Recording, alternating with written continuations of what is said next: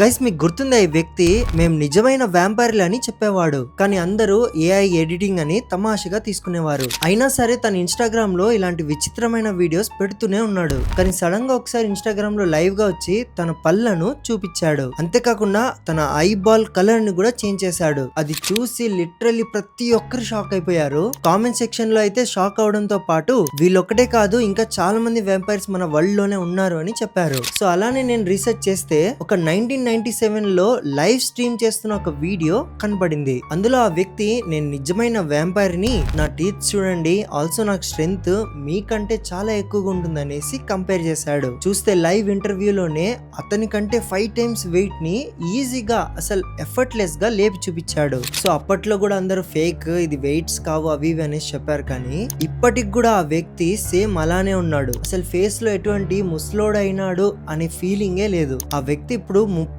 సంవత్సరాలు అయిన తర్వాత కూడా అదే యంగ్ గా ఉన్నాడు. ఎందుకంటే వ్యాంపైర్స్ ఏజింగ్ అవ్వరు కాబట్టి.